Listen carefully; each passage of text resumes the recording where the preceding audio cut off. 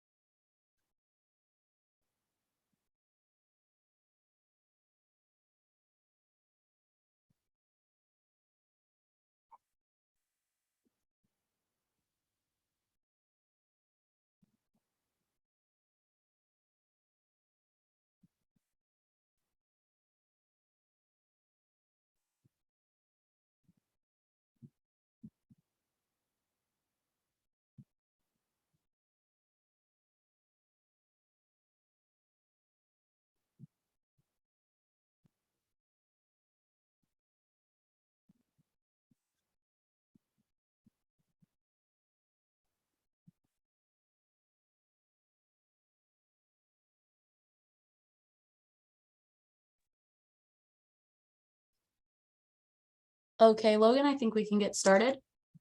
All right. Good morning, everyone. And thank you so much for joining us on this lovely Monday morning, almost lunchtime, to celebrate National Estuaries Week with us, which is a nationwide celebration of our estuaries. So where our salt and freshwater meet and all of the benefits they provide. We have a number of other events going on all week that we'll drop some information into the chat, and we hope you can join us for those as well. Today, we have a very exciting lineup for you today. So I'm going to introduce our speakers before They kick it off and tell you all about our local wildlife. Elizabeth Hieb is a research technician at the Dauphin Island Sea Lab, and she's the manager of the Dauphin Island Sea Lab's Manatee sighting network. She's originally from Pensacola, now living in Mobile, Alabama, and has been in her current position at the Dauphin Island Sea Lab for the past 10 years. And then we're going to hear from Jessica Bibza. Since 2013, Jessica Bibza has served as the Senior Wildlife Policy Specialist for the National Wildlife Federation's Gulf of Mexico program. She has conducted manatee and sea turtle conservation research and advocacy, and is expanding NWF's marine mammal programs for the Gulf region. She's been involved in the estuary program since before its inception as a member of the Bay Area Resources Council. And in 2021, she helped launch the Manatee sighting network, panhandlemanatee.org. And then last but not least, we'll hear from Samantha Bolduc. And Samantha is the community outreach specialist with Escambia County Natural Resources Management. She manages coastal issues within the county, including protected species monitoring, permitting, and community education and outreach. And before Elizabeth takes over, just a reminder for everyone, if you could just stay on mute during the presentation, and if we see anyone pop off, we're just going to mute you so we can hear the presenter. And if you have questions along the way, you can add them in chat and we will answer those at the end. And then we'll also call for people to come off mute at the end with questions. Without further ado, Elizabeth, if you want to kick us off. All right, let me share my screen here. Logan, can you see my screen? Yes, but it's not in full presentation mode yet. There we go. Perfect. Okay, awesome. Thank you. Well, thank you so much for that introduction, and thank you to everyone for being here. I am very excited to be able to talk to you all about our research program with manatees in the Florida Panhandle and what we are learning so far, which is a couple of years of data collection.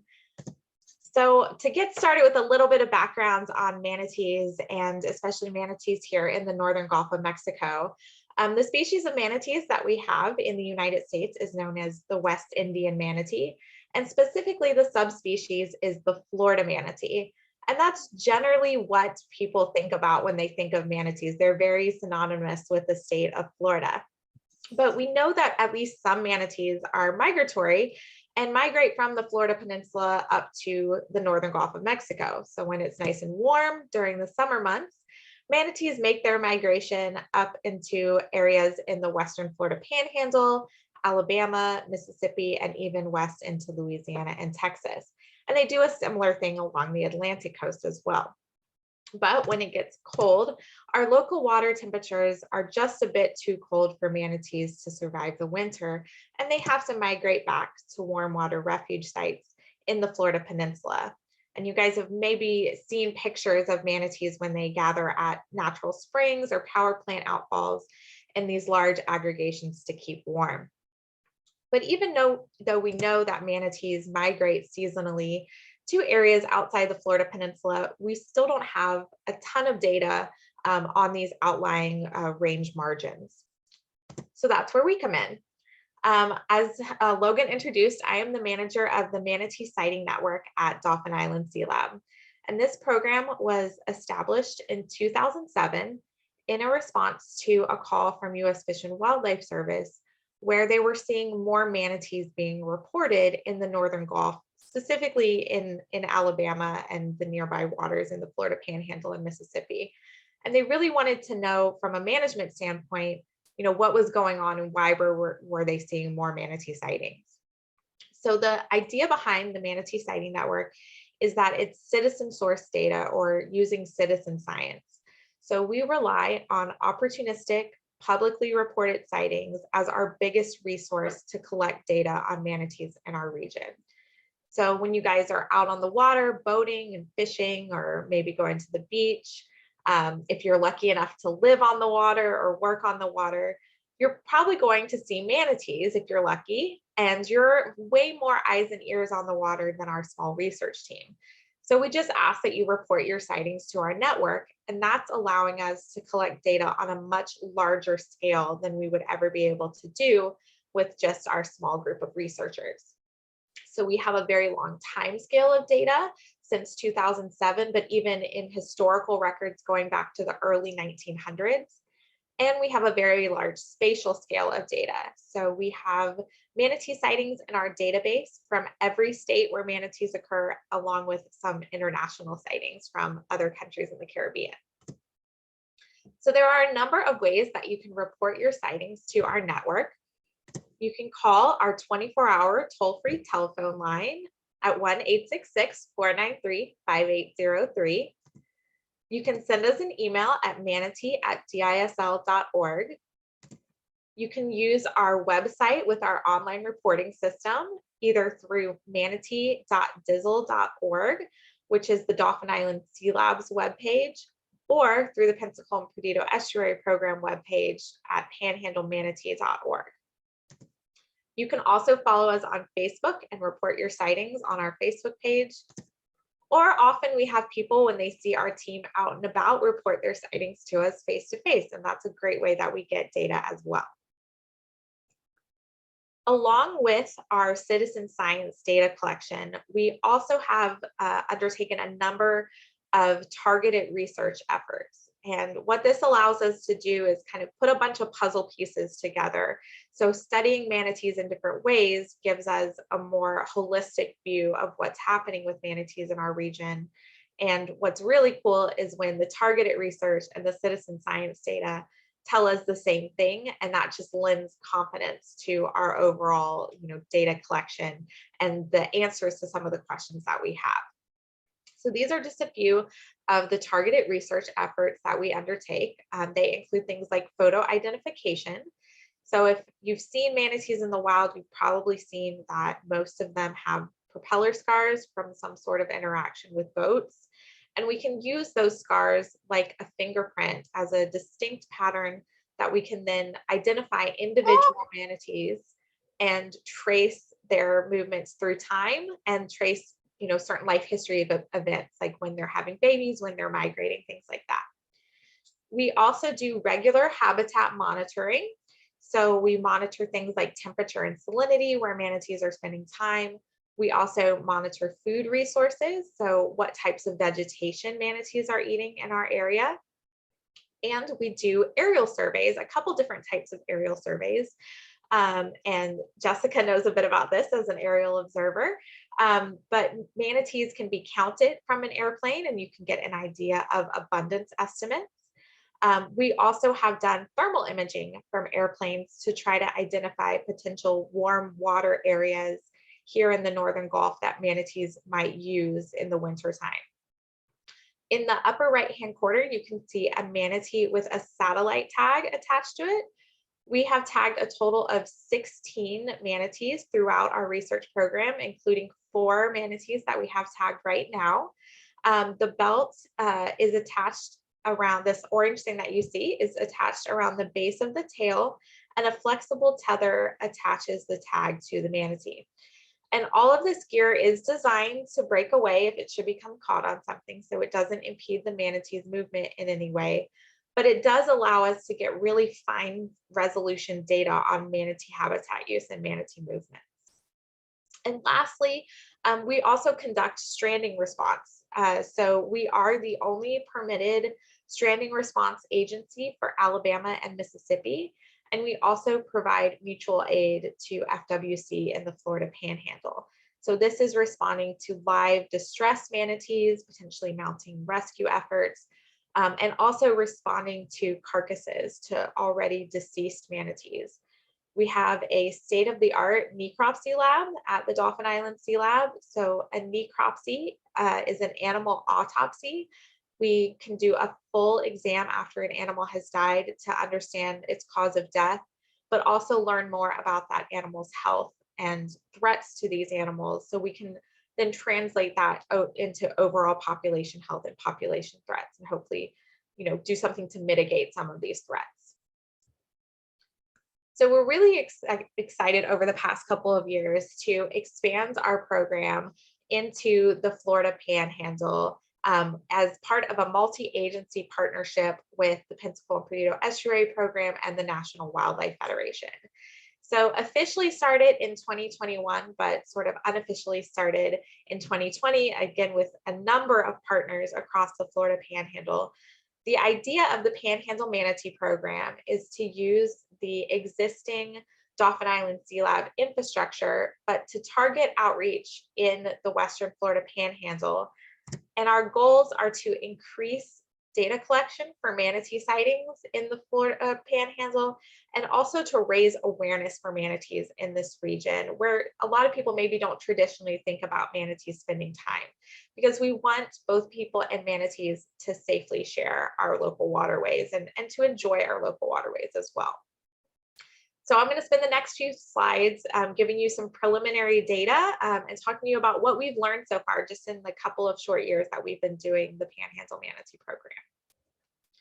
So on this slide on your left is a plot of sightings, of manatee sightings opportunistically reported by members of the public from when our sighting network first began in 2007 through 2021.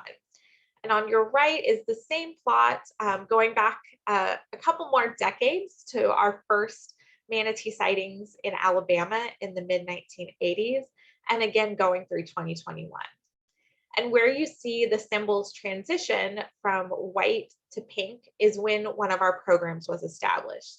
So in 2020, we had the Panhandle Manatee program unofficial start.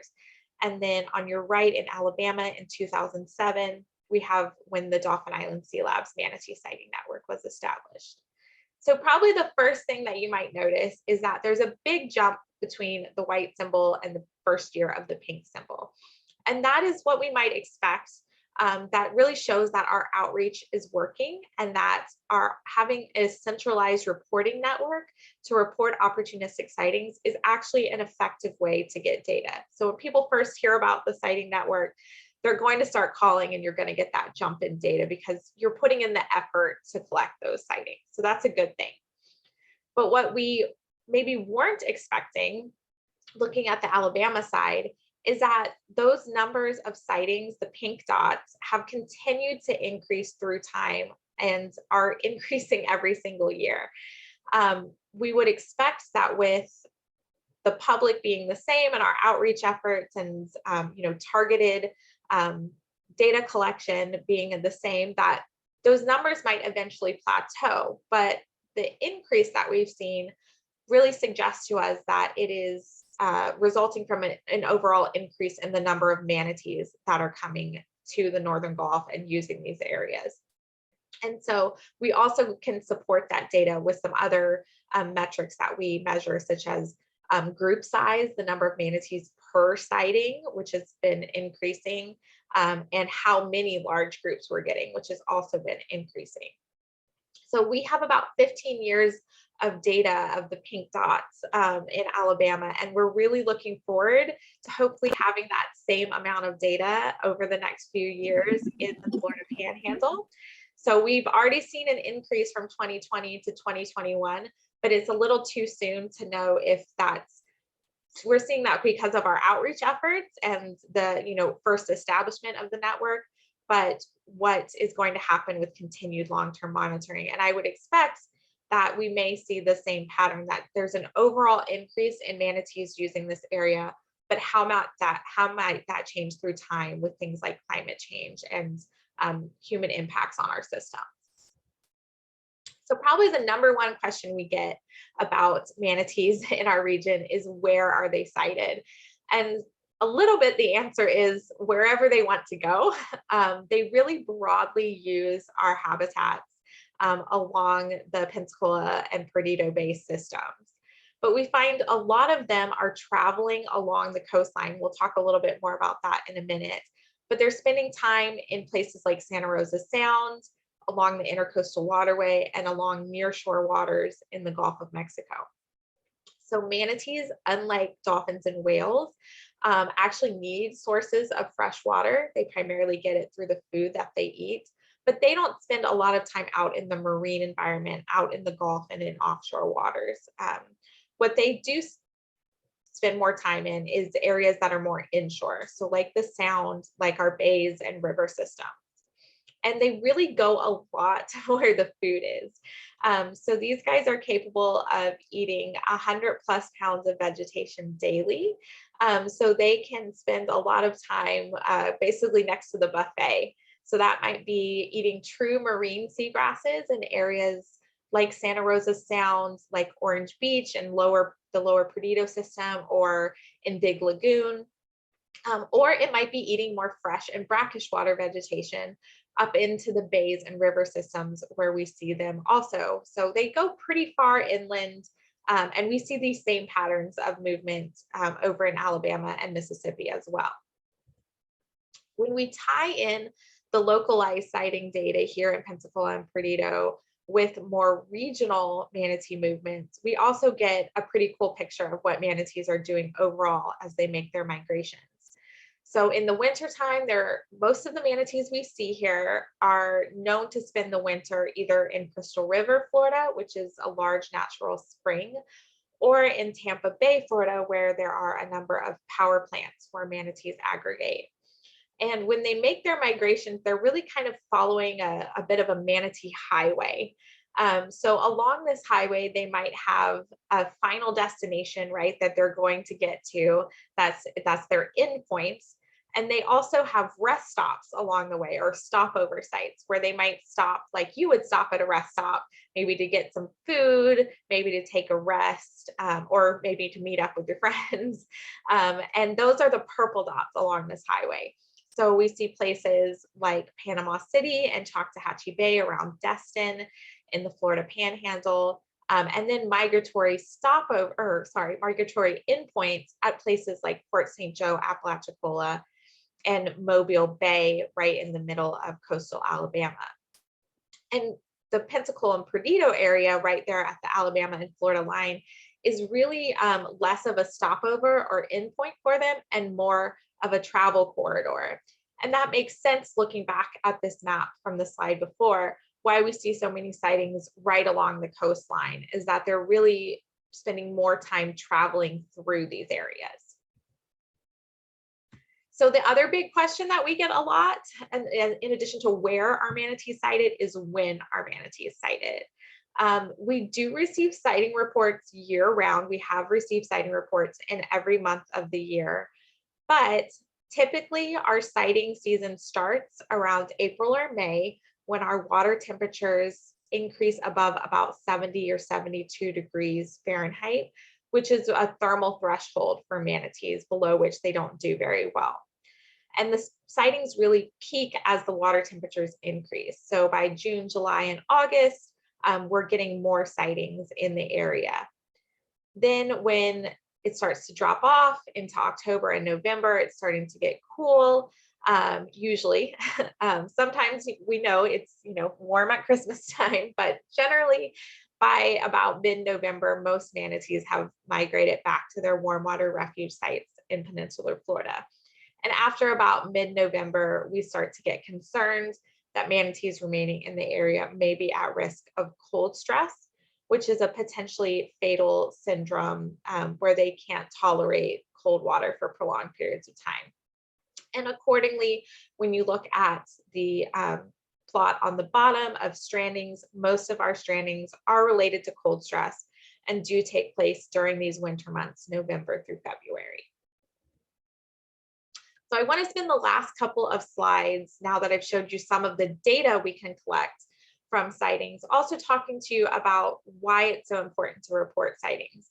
Yes, it gives us really cool research and it gives us these great maps and plots that I can make, but what is the bigger picture of why reporting sightings is so important? And on the one hand, from a management perspective, it helps us get this data into the hands of people who make decisions about managing and conserving the species. So for example, in Alabama, our data was specifically used to change manatees from being considered an accidental species in Alabama to being considered a priority endangered species in Alabama. And so the actual protective status of those animals changed in our state because of sighting data that members of the public contributed to us. We also often are asked to contribute data to what are called environmental impact assessments. So anytime that there is a in-water construction project, such as building a bridge or doing dredging or activities at ports, even some of our local restoration projects that have an impact on the environment and might have an impact on manatees, we're asked to contribute data and inform the people undertaking those activities how it might affect these animals and what are things they can do to reduce potential negative impacts. We also have a number of projects that we're currently contributing data to under U.S. Fish and Wildlife Service, who are the overseers of manatees and their conservation and management in the U.S. So we are contributing data to an overall species status assessment, which is a huge document that really guides conservation priorities for the next decade. We also are contributing data to a warm water habitat action plan, which is going to guide planning and management of warm water resources for manatees, again, looking into years and decades to come. And specifically in the Florida Panhandle, we've been asked to contribute data to both Florida Fish and Wildlife Conservation Commission, FWC, and U.S. Fish and Wildlife Service on where manatees are spending time in the Florida Panhandle and beyond, because there's our current updates being made to the species range map, which is the overall guiding map of where manatees occur. And we've also been happy to partner locally with the Pensacola and Perdido Bay Estuary Program to provide data to their CCMP that they're developing. So both on small scales and large scales, our data gets used to make management and conservation decisions for manatees, which is super important. And the other reason why it's so important to report sightings is it helps guide our ground roots education and outreach. So we talked about the management stuff at the top down, right? But this is working from the bottom up. So if we know where manatees are occurring and where there are potential to have conflicts between humans and manatees, then we can guide our education and outreach to those areas by distributing materials, having information booths, giving presentations like these, and training volunteers. And we do that in Alabama and Mississippi under the Dauphin Island Sea Lab, but there's been a huge push to expand the Panhandle Manatee Outreach Program here in the Florida Panhandle. And I'm going to turn it over to Jessica to talk to you more about those efforts and how you can even get involved.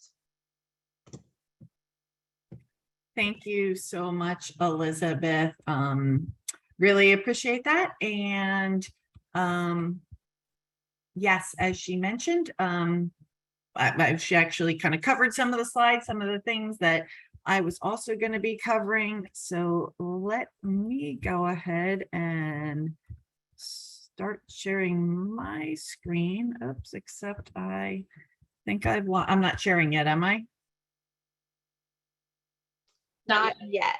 No. Okay, hold on a second. I lost my Zoom. So come on, Zoom. So sorry. I don't know why I just lost my Zoom. Sometimes just go. There we go. Okay. Try this again. Okay. Share and put it in the presentation mode. Okay. There we go. Now it's working. Yes. Perfect. Excellent. Thank you. Okay. Yeah, as Elizabeth mentioned, the Dauphin Island Sea Lab has had a manatee sighting network over on the Alabama side for years and decades even, but there wasn't outreach necessarily focused in our area. So that's what we're trying to do.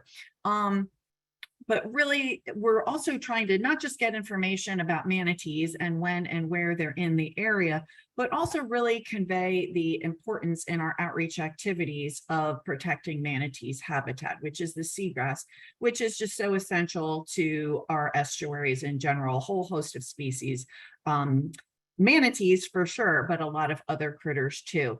And so when we're doing our outreach, we're trying to include messages about that go slow where seagrasses grow, because manatees are below.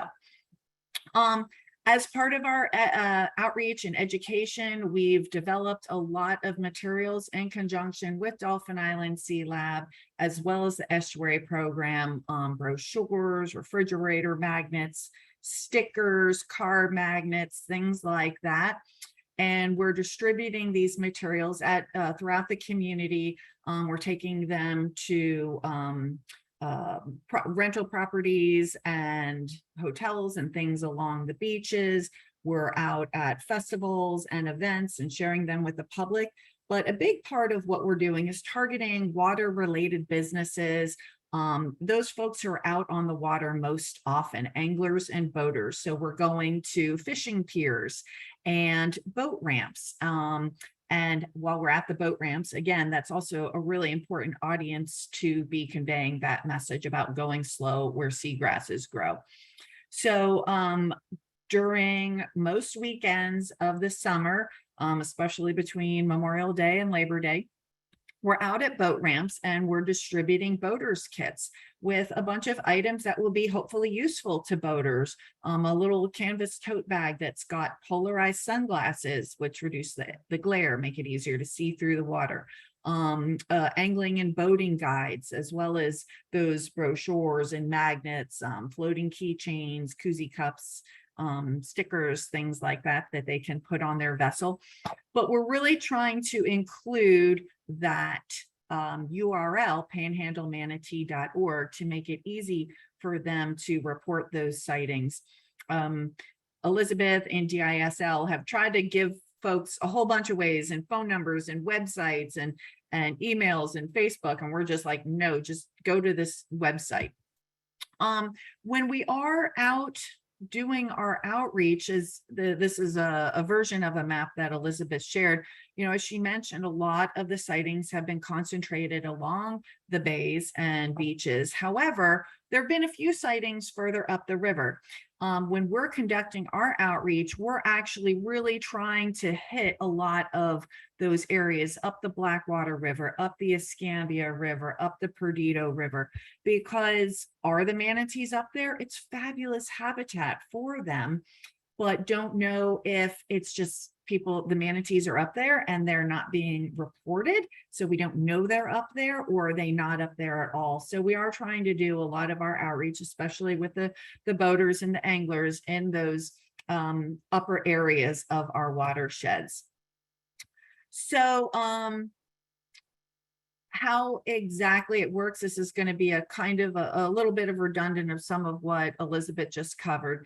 But if folks go to that URL, panhandlemanatee.org, it redirects you to a page on the Estuary Programs page.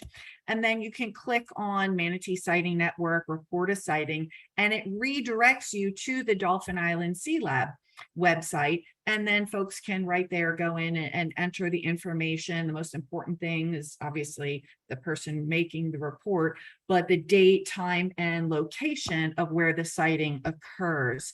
Obviously, if you live on the water and you see a manatee in your backyard, or you're at a boat ramp or a fishing pier, it's easy to figure out what the location is. But the other thing that we do is, if you're out on the water, we want that GPS location, and you can use either your Google map, you can use your Compass app to get that lat long and enter it into the system. So this project would not, oh, and I did want to mention about reporting sightings. I've seen a couple of messages in the chat about people saying, you know, oh, I saw a manatee, or I haven't seen a manatee. If you've seen a manatee sometime in the past and you know exactly when and where you saw it, you know, if it was Saturday, a 4th of July weekend, and you were launching from Shoreline Park, you can retroactively go back into that database and enter that sighting. Again, we want as much information we can get on these manatee sightings. So as long as you have a date and location, you can go back and enter them, and please do. But this project would absolutely not be possible without help from the community, and we rely heavily on having interns and volunteers. We've tried to make it easy for folks to get involved. There is a little bit of a training process. We do have a training, either in-person training sessions or a video on YouTube that you can watch online. We have set up through a system called signup.com that you can go in and schedule yourself. You can go in and look and see when there are shifts and where they are, and sign up for shifts that way. As Elizabeth mentioned, they're here, you know, they start showing up around April, May, and they're here until it starts to cool off. And again, we've tried to make it easy. We've created some online forms that you can go and fill in information, so that way we can get a hold of you, as well as links as to where you can get the training information. And then the other QR is how to schedule a shift that takes you to that signup.com website that we created. But as part of that video, as part of that training for the volunteers, we go over basic manatee biology as well as seagrass biology. We talk about how we do the program, the boater outreach, as well as going to other entities. We're going to be expanding and going into some, working with some school groups in the upcoming year. We definitely would appreciate your help. If you think you might be interested in interning, you can also use those links, those the how to get involved QR code, or you can also send an email. We've created a very easy to remember email address, panhandlemanatee.org@gmail.com. And yeah, we'd love to have your help, love to have you participate. We are continuing to conduct outreach for a couple more weeks. And then throughout the winter, we're going to be focusing more on trying to maybe work with some school groups, as well as continuing to attend festivals, but a little bit less outside. And then we're going to be ramping up again in the spring to try to remind people to be on the lookout and report manatees that they see. So that's what I had and wanted to share with you guys today. I think my friend Samantha was going to talk to you guys a little bit about sea turtles. Good morning, everyone. Let me share my screen.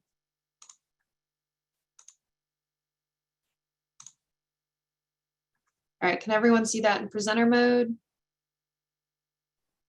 I think it hasn't quite switched over to presenter mode yet. Okay. It does this on the split screen. Hold, please. Okay, how about that? Perfect. Okay, wonderful. All right, everybody, and I do apologize. I am getting over a cold, so I may be putting myself on mute to pause it off, but I will try to get through too many interruptions. So good morning, everyone. My name is Samantha Bolduc. I am with Escambia County Natural Resources, and today I will be talking to you about sea turtles on the move. And there we go. So we have a variety of sea turtles who nest throughout the Pensacola and Perdido Bay watersheds. Today, I will be attempting to give an overview of sea turtle activity within the entire watershed, not just in Escambia County. So we have 4 species of sea turtle who nest here in our watershed. Our nesting season is May through October. All 4 species who nest here in Pensacola and Perdido Bays are endangered or threatened at some level. And just kind of a neat fact about sea turtles is they are marine reptiles, and they actually date back to the Cretaceous period. So these animals have been on Earth for a very long time. Are you guys done? So we have the Loggerhead sea turtle. This is the most common sea turtle that nests on area beaches. They get their name from these extremely large heads that they have. That's because their favorite prey is hard-bodied food. So anything with the shell, like crabs, mollusks, lobsters, shellfish, oysters. So that big head of theirs houses some really powerful jaws. Next up is the green. So our green sea turtles are the second most common nester on county beaches and area beaches. Their name actually comes from the color of their fat, not the color of their skin or their shell. So these guys are strict vegetarians as adults. So all that chlorophyll in their diet actually turns their fat green.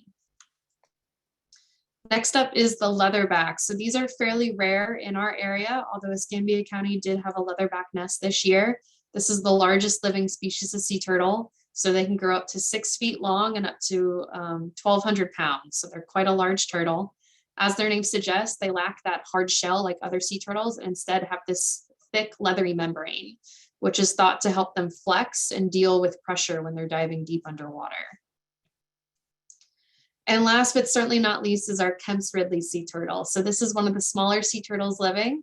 It's also one of the rarest sea turtles in the world. So these are typically found in the western Gulf of Mexico. They have their highest nesting concentrations in Mexico, Texas, and South America, but we're starting to see more and more crop up on Florida and Alabama shores as we move into the 21st century. So these guys are small. They're only about 2 to 3 feet long and up to 150 pounds. They're also the only known daytime nester. So most sea turtles nest in the evening hours and after dark. However, Kemps Ridley are a routine daytime nester and actually are known to nest in large groups throughout their range in Mexico and South America. So just a little background on sea turtles as a whole. So females emerge at night. They wait for the cover of darkness before crawling up onto the beach. A single female can lay 120 eggs per nest. And then each female could nest several times a season before taking a couple years off to help her body regain some of those energy reserves. The eggs will incubate for about 60 days in an underground chamber. And then each species has a unique track mark, which we use to identify them on morning surveys. So you can see here, the female crawled ashore, laid her nest, and then crawled back out. This is one of the UTVs we use on our morning surveys. So this is how we identify when we've had a nest in the area. After about 60 days, give or take, the hatchlings will emerge mostly all at once. They use the light of the moon and the stars reflecting off of the water to help them find the Gulf. And they spend those first few days in what we call a swimming frenzy. So they swim as fast and as hard as they can to get out into open water. These guys are about the size of your palm when they first hatch. So they're very small. They're very easily eaten by crows, seagulls, ghost crabs, coyotes, anything that might be bigger than them on the beach or in the water that night. So that swimming frenzy gets them away from our nearshore areas and out into the open ocean and open water. And they'll spend about 10 years in that open ocean environment. They'll be hanging out under floating patches of seagrass and algae and feeding and getting bigger. So after 10 to 15 years, the turtles are almost big enough to where most things can't eat them. They actually return to our area, so they come back into our nearshore environments as juveniles and subadults.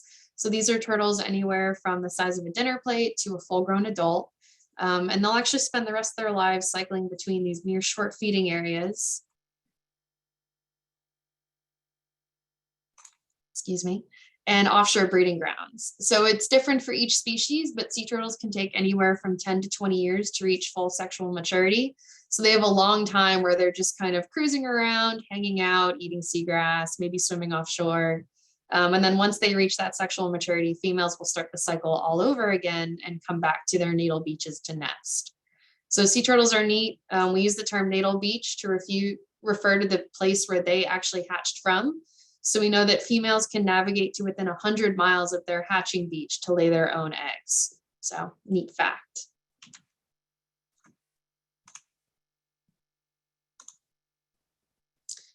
So just to give an overview of the 2022 season. So the area I'm going to talk about today goes from Baldwin County, Alabama, all the way over to the beaches of Santa Rosa County in Florida. So in Alabama, that surveying is done by the Alabama Coastal Foundation's Share the Beach program.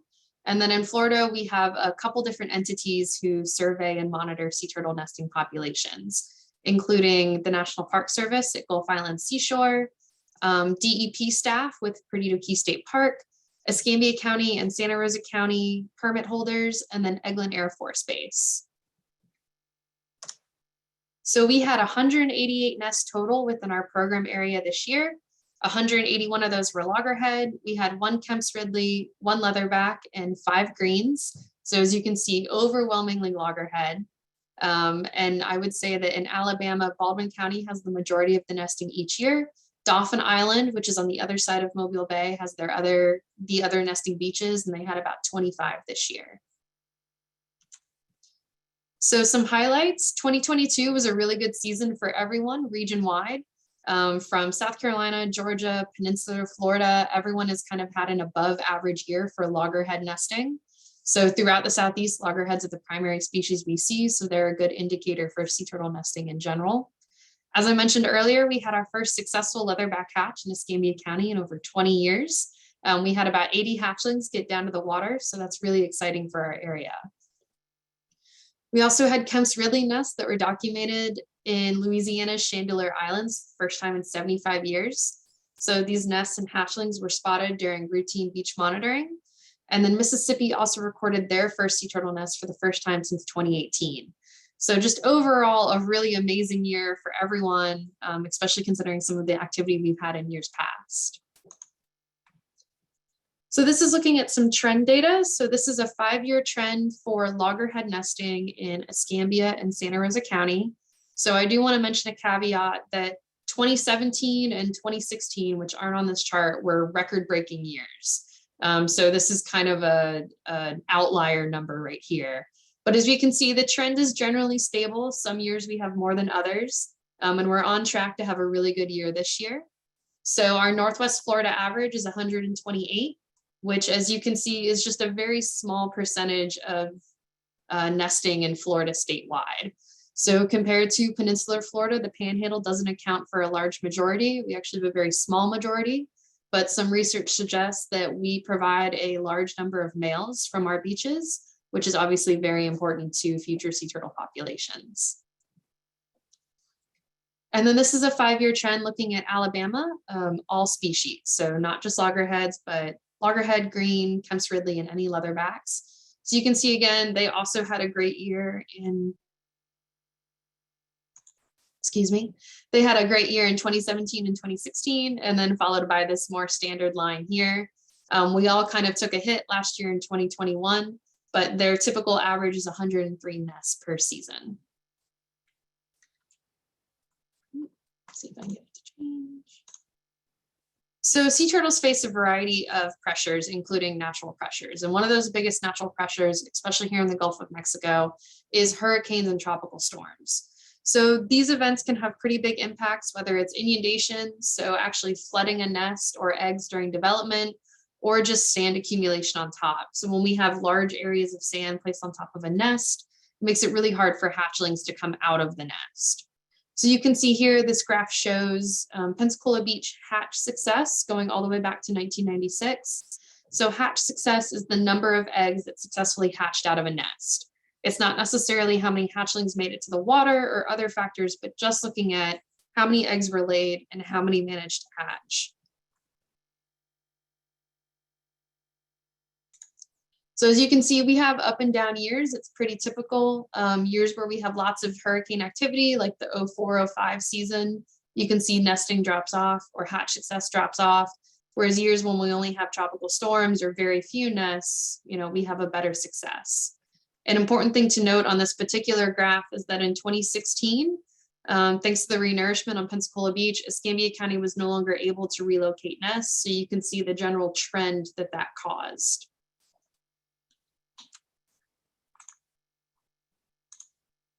But in addition to natural pressures, sea turtles also face another pressure, us. So unfortunately, or fortunately, sea turtle nesting season also coincides with our tourism season here in Northwest Florida and Southeast Alabama. So that summer season is both a popular time for sea turtles and people to visit our beaches. So this picture here is Blue Angel Weekend on Pensacola Beach in 2019. So this is a bit of an exaggeration, but it does highlight the sheer number of people who visit our beaches each year. And with all of those visitors comes problems. So just when we replace dunes and beach habitat with things like condos or parking lots or buildings, we're removing that habitat, and we're also compromising the beach's ability to recover from storms and just natural shoreline erosion. When we have lots of people walking the beaches, especially at night, they're usually using a white light, whether it's a cell phone or a flashlight, and that is lighting up our beaches, causing this artificial daylight.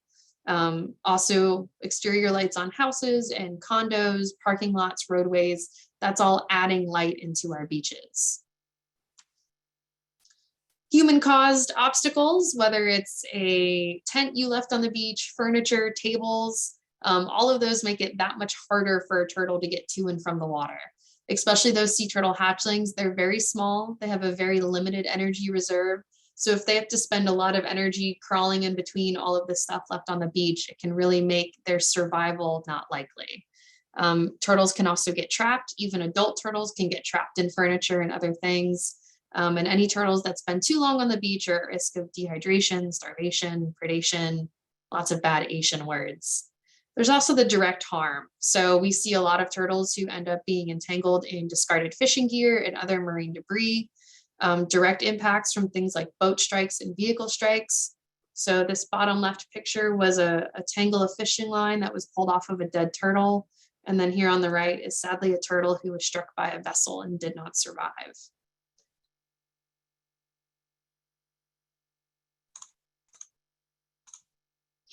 But luckily, that's where we come in. So there's a variety of partners and agencies who are working on sea turtle conservation. I know I am probably missing a couple here.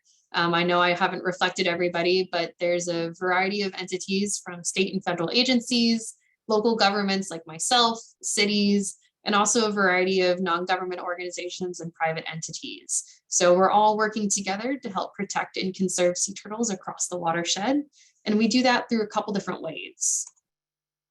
So the first is our actual patrol and monitoring program. So our patrol teams are responsible for patrolling the beaches during the nesting season and looking for any sort of hatching or nesting activity. We also record things like false crawls or turtles on the beach at sunrise. We perform nest assessments. So once a nest has hatched out, we have about 3 days to go in and assess that nest. So to count the number of eggs, how many hatched, if any didn't hatch. Sometimes we're lucky enough to find a hatchling or two still in the nest who we can then release. And then we also respond to strandings and mortality events. So this was a large loggerhead sea turtle that had been entangled in some fishing line. The public had reported to us for a couple days, and we were able to get him out of the water thanks to our lifeguards and get him over to the Gulfarium where he is getting some much needed veterinarian care. His name is Jack, and you can check out any updates on the Gulfarium's Facebook page. So in addition to our patrol, we also have our ambassadors and educators. So these are the guys who are doing what I'm doing today, talking to members of the public, our businesses, our local homeowners to try and engage them in sea turtle conservation. So we do that through just general community outreach at events and festivals like Pensacola Beach's Sea Turtle Baby Shower. We do direct education through peer response programs and stranding activities. So this is a picture of Navarre Beach Sea Turtle Conservation Center with their peer response program, which is a stellar program. They rescue hundreds of turtles off of the Navarre Beach fishing pier each year. And also through homeowner outreach and education. So these are yard signs that are available for purchase through the Alabama Coastal Foundation's page. And it just has some basic sea turtle friendly behaviors that help neighbors be aware that it's sea turtle nesting season and can help educate visitors and renters in the area as well. But we can each help sea turtles just in our normal day-to-day activities, whether we're visiting the beach or not. And first and foremost is to remember to leave only footprints.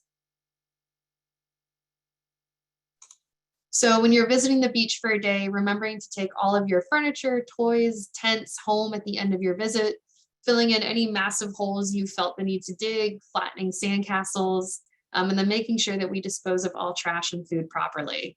So this was a hole that was dug on Pensacola Beach this year. And as you can see, when holes are this big, they're not just a hazard to wildlife, but they're also a hazard to humans. Holes like this make it really hard for our emergency response vehicles to navigate the beach, our Sea Turtle Patrol, our public works, and even just members of the public who might be walking or running the beaches in the early hours. No light at night, sea turtles delight. So as I mentioned earlier, both adult and hatchling turtles use the light of the moon and stars to find the Gulf of Mexico. So when we have a lot of bright white lights on the beach, it can actually lead them in the wrong direction, and that's never a good thing. So the best way to avoid impacting sea turtles is to use no light, but a red light is a better alternative. So you can find a variety of red flashlights online. Or you can make your own at home with a red balloon or a red Sharpie. If you are a coastal homeowner, we ask that you look at installing sea turtle friendly lighting fixtures and then reminding visitors and renters to turn off lights when they're not being used, close curtains and blinds to help keep our beaches as dark as possible.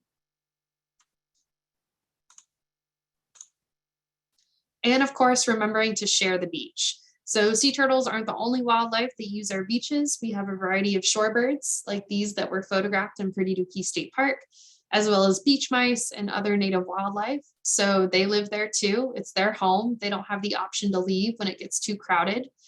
So respecting the beach, respecting their home, staying out of posted nesting areas, whether it's a sea turtle nest, shorebird nesting, or otherwise. Giving animals space, whether it's a nesting sea turtle or shorebirds on the beach, making sure that we're not getting up in their face and disturbing them while they're just trying to go about their day-to-day. And then also remembering that at least in Escambia County, dogs are only allowed in official beach dog parks and should be kept on a leash, but also keeping our cats and dogs indoors so that they don't accidentally predate native wildlife. So that is the end of my presentation. I do want to give a shout out to everyone who provided data and information for this presentation across the watershed, as well as all of our volunteers who help us run these programs. Without their efforts and dedication, these would not be possible.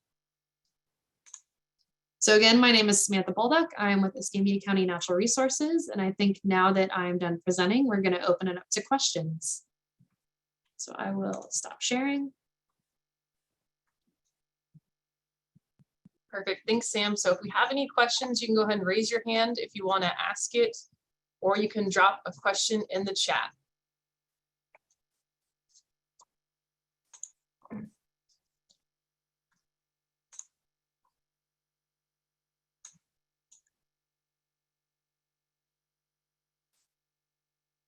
All right. Haley has a couple questions for Elizabeth to start.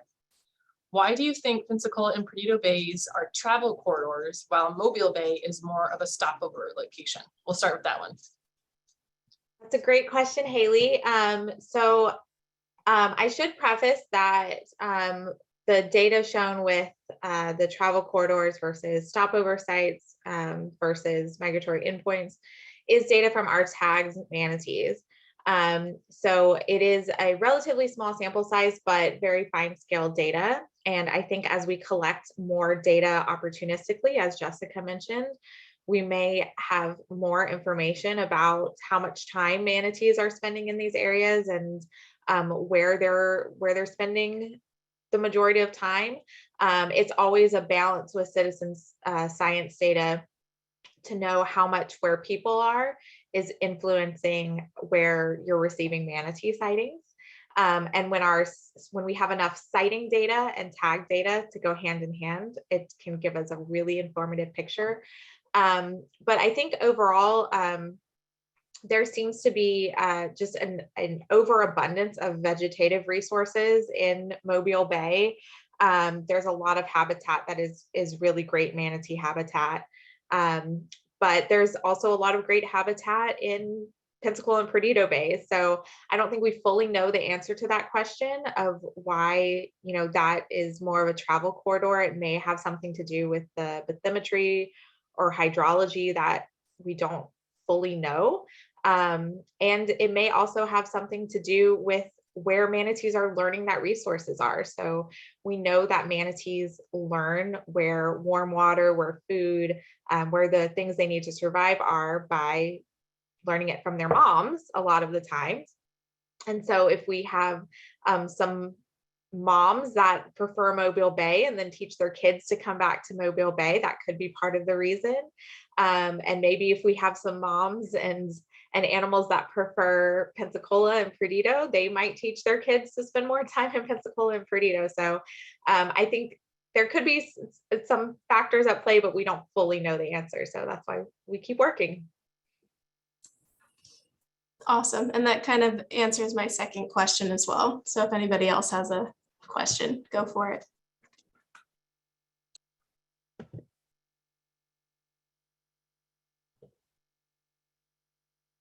I did want to mention that although the Panhandle Manatee has been thus far, the outreach has been focused in the Pensacola and Perdido areas.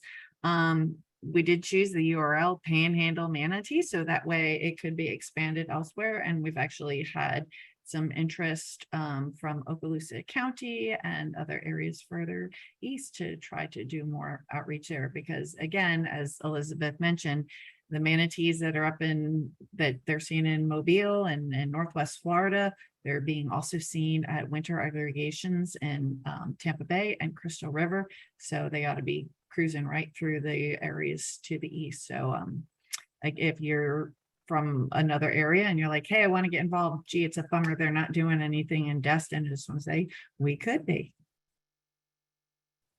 Abby, did you have a question? Were you raising your hand? No, okay. Well, I don't see any other comments in chat or anyone raising their hand. So Maddie, if you want to tell everyone a little bit about some other events we have going on for National Estuaries Week, that'll give people a few more minutes to think if they have any more questions for our presenters. Okay, guys. So starting this Saturday was National Estuaries Week, and the Pensacola and Perdido Bays Estuary Program has been putting together lots of really fun events. I'm going to drop the links in the chat, but for the next couple days, we do have, tomorrow is our trivia night at Perfect Plain, and it's all estuary themed questions. So if you think you know a lot about your estuaries, come out and play trivia. We've got some really great prize packs from all of our breweries that we're working with our Brews for the Bays program.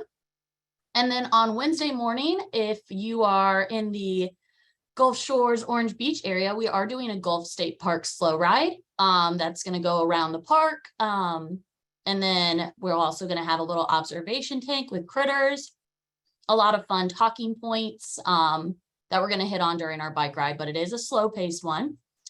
And then that evening, Wednesday evening, up in the Milton area, we are doing a Blackwater Sunset River Walk, which is going to be a nice historical walk across the Milton River Walk, learning more about the area. So that event's also coming up. And then finally on our Thursday, we have our Pensacola and Perdido Bays Community Grant Symposium. So this is where we really talk about all these local projects that PPVP helped fund for this past year, and will continue to fund new ones this upcoming year. So it'll be a good time. Come out and see us at the Bayview Center if you're interested in that. And yeah, if you guys have any questions about those events, you can check out all the information on our website and on our Facebook page.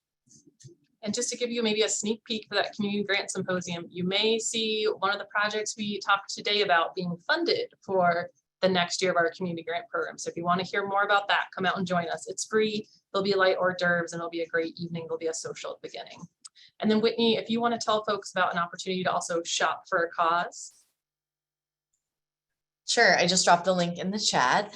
A local artisan here in Pensacola, Kelsey, partnered with us to do a special estuary collection.